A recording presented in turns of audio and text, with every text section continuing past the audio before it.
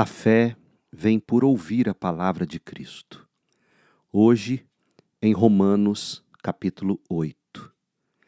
Esta é a palavra de Deus. Agora, portanto, já não há nenhuma condenação para os que estão em Cristo Jesus. Pois em Cristo Jesus a lei do Espírito que dá vida os libertou da lei do pecado que leva à morte. A lei não era capaz de nos salvar por causa da fraqueza de nossa natureza humana. Por isso, Deus fez o que a lei era incapaz de fazer, ao enviar seu Filho na semelhança de nossa natureza humana pecaminosa e apresentá-lo como sacrifício por nosso pecado. Com isso, declarou o fim do domínio do pecado sobre nós, de modo que nós, que agora não seguimos mais nossa natureza humana, mas sim o Espírito, possamos cumprir as justas exigências da lei. Aqueles que são dominados pela natureza humana pensam em coisas da natureza humana, mas os que são controlados pelo Espírito pensam em coisas que agradam o Espírito.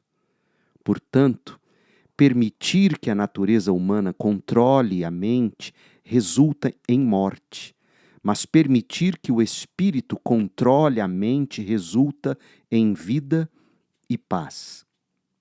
Pois a mentalidade da natureza humana é sempre inimiga de Deus. Nunca obedeceu às leis de Deus e nunca obedecerá. Por isso, aqueles que ainda estão sob o domínio de sua natureza humana não podem agradar a Deus. Vocês, porém, não são controlados pela natureza humana, mas pelo Espírito, se de fato o Espírito de Deus habita em vocês. E se alguém não tem o Espírito de Cristo, a ele não pertence. Uma vez que Cristo habita em vocês, embora o corpo morra por causa do pecado, o Espírito lhes dá vida, porque vocês foram declarados justos diante de Deus. E se o Espírito de Deus, que ressuscitou Jesus dos mortos, habita em vocês, o Deus que ressuscitou Cristo Jesus dos mortos dará vida a seu corpo mortal por meio desse mesmo Espírito que habita em vocês. Portanto, irmãos, vocês não têm de fazer o que sua natureza humana lhes pede, porque se viverem de acordo com as exigências da natureza humana, morrerão. Se, contudo, pelo poder do Espírito, fizerem morrer as obras do corpo, viverão, porque todos que são guiados pelo Espírito de Deus são filhos de Deus. Pois vocês não receberam um espírito que os torne de novo escravos medrosos, mas sim o Espírito de Deus que os adotou como seus próprios filhos. Agora, nós o chamamos Abba, Pai, pois o seu Espírito confirma a nosso espírito que somos filhos de Deus. Se somos seus filhos, então somos seus herdeiros e, portanto, co-herdeiros com Cristo.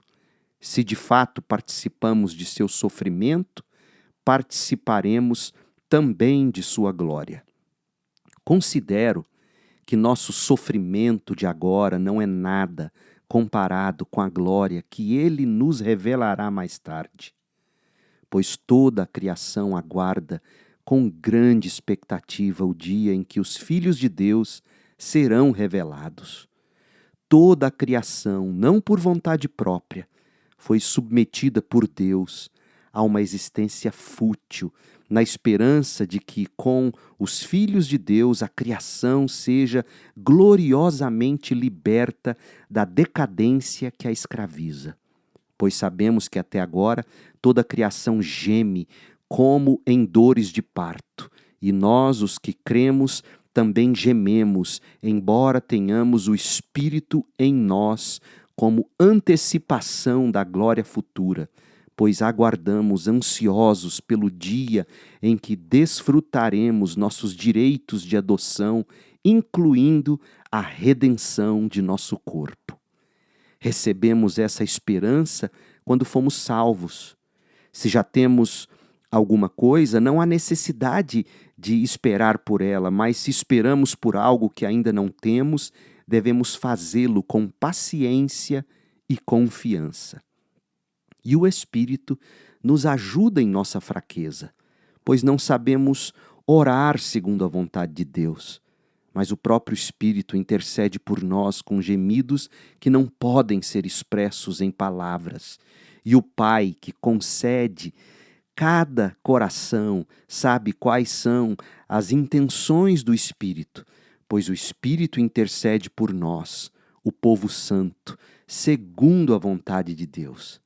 E sabemos que Deus faz todas as coisas cooperarem para o bem daqueles que o amam e que são chamados de acordo com seu propósito.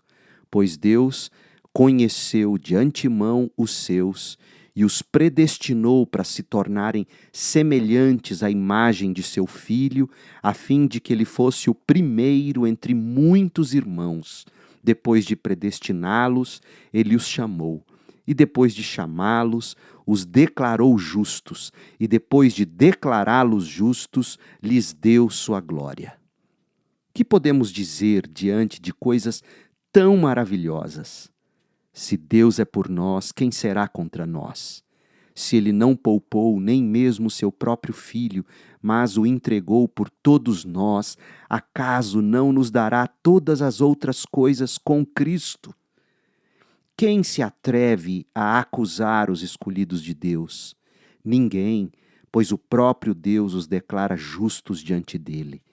Quem nos condenará então?